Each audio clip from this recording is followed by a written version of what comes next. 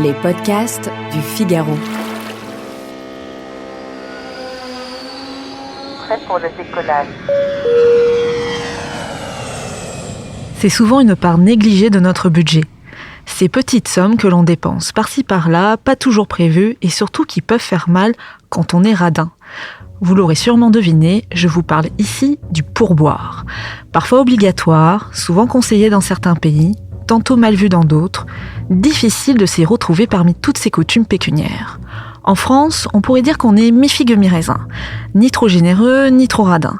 En même temps, quand on va au restaurant, tout est compris dans la note. Le pain, la carafe d'eau et le service. Le pourboire, on l'envisage quand c'est vraiment excellent. Mais qu'en est-il des autres pays ? Eh bien, il n'y a pas vraiment de règle unique en la matière.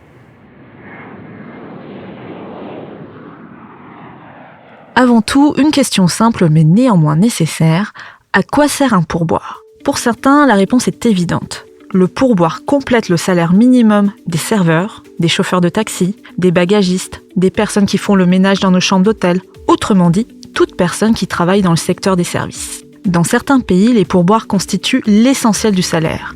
Et en donner un, c'est témoigner de la bonne qualité d'un service, mais aussi permettre à la personne d'être rémunérée de manière décente. Aux États-Unis et au Canada, ne pas laisser de tips, c'est vu d'un très mauvais œil. On l'exige presque, mais celui-ci peut s'avérer onéreux. Comptez en moyenne entre 15 et 20% de la note finale au restaurant.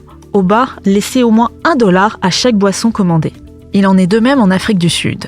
Le personnel se rémunère en grande partie grâce à ces pourboires laissés par la clientèle. En Australie, comptez entre 10 et 15% de la note au restaurant.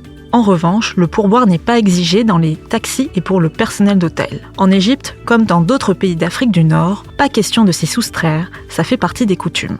En Europe, il n'y a pas de règle unique en la matière. Depuis plusieurs années, le pourboire est entré dans les mœurs, comme en Allemagne et en Égypte. Dans ces pays, au moment de payer la note finale, on arrondit généralement à quelques euros au-dessus.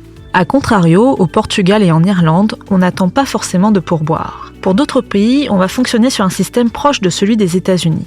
Au Royaume-Uni, de plus en plus de restaurants incluent les frais de service dans la note finale. Ils représentent en moyenne 10 à 15% de l'ensemble des consommations. Du côté des taxis, le montant est également compris entre 10 et 15%. En Italie, le servizio est inclus dans la plupart des restaurants italiens. On retrouve également le terme de coperto qui signifie couvert. Cela fait référence à une vieille tradition. Avant, on venait avec son pain, son vin et ses couverts pour ne payer que le repas. Même si aujourd'hui on n'apporte plus rien, le terme de coperto est quant à lui resté. Cela représente entre 1 et 3 euros supplémentaires par personne. Mais un pourboire est toujours bienvenu. De même, à l'hôtel, bagagistes ou concierges peuvent recevoir 1 ou 2 euros en guise de remerciement. En Asie, on est dans une tradition assez différente. Donner de l'argent en plus peut être pris comme une offense, voire comme un acte de charité pour la personne qui vous sert. Dans le pays, la règle est simple, tout service doit être bien rendu et donc pas besoin de pourboire pour notifier de la qualité de l'accueil. À part ces quelques exceptions, faire preuve de générosité est toujours bien vu. En la matière, les Allemands et les Américains se distinguent. Selon une étude de l'Institut de sondage YouGov, ils sont les plus enclins à donner un pourboire. Et les Français ? Surprise, on n'est pas aussi radin que notre réputation le laisse penser. Les Danois et les Italiens font souvent preuve de bien plus de pingrerie.